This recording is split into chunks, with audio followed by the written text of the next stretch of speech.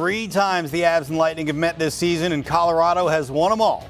The margin for error is slim at best. All one-goal games, including Game 1 of the final. One in overtime, of course, thanks to Andrei Burakovsky on Wednesday night. And tonight, we've got a wizard and an engineer helping us find the best plays for Saturday night's Game 2. Kenny White is the wizard of odds. Mike McClure, Sportsline's predictive data engineer.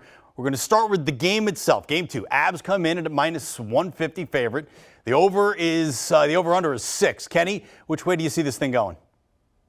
The rust factor I thought would get to Colorado the first game, but they got out early and they shook the rust off. That home ice, the elevation in Denver is so strong, and both these teams are great teams. There's not a lot of wiggle room between the two. As you just mentioned, the scores, Colorado's won all the games in Denver, but very close games. And I think most of these games will be very close. We've got two excellent teams, but I'm going to lean to Colorado with that home ice and that advantage. And I think they could be a step quicker tonight because, as I said, I thought they'd have a little bit of rust going into Game 1.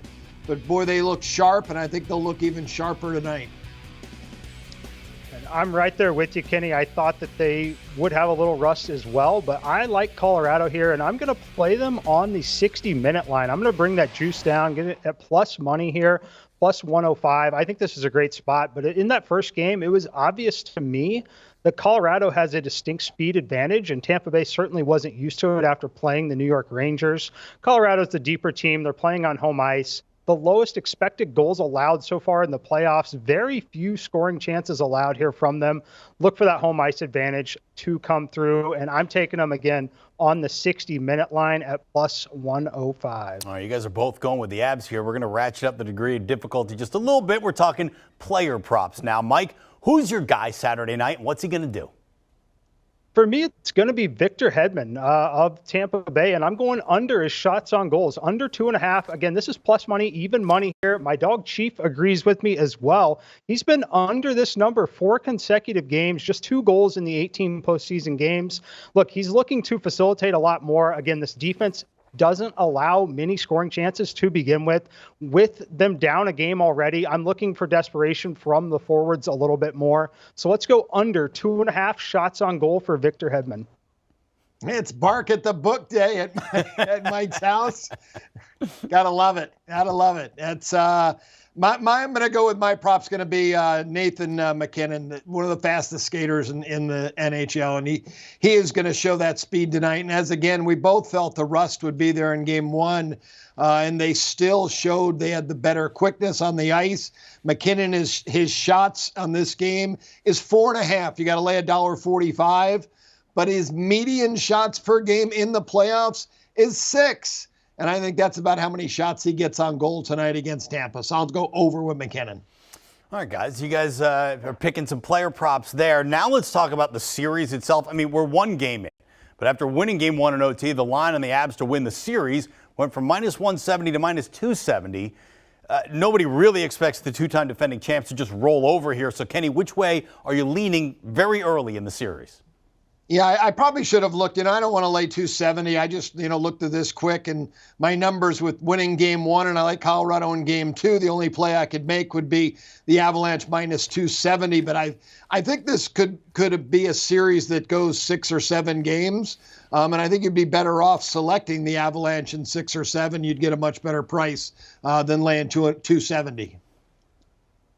That's exactly what I've done is I've taken the Avalanche in 6 here. You can get this at plus 400. Love that we've already got the first game out of the way. I do expect them to take Game 2 on home ice. And then I expect home ice to basically be dominant throughout the rest of the series to start here. I expect Tampa Bay to get the 2 games back there and look for Colorado to close it out late in the series as their speed kicks in. But plus 400 on Avs in 6, definitely the best value on the board. By the way, it is worth noting that Colorado has only lost 2 games total so far in the Stanley Cup playoffs. That's in 3 series plus 1 game into this point. So saying that Colorado's going to win in 6 says they're going to match their loss total for the previous 3 series in this series alone. I'm just throwing that out there. Thursday night, we saw Steph Curry win his first NBA Finals MVP award. Andrei Vasilevsky and Victor Hedman, they won the last 2 Conn Smythe trophies the past 2 seasons, respectively. Who's going to win it this year? We know it's not going to be Connor McDavid. I'll tell you that right now. One game in, though, Mike, who do you got and why?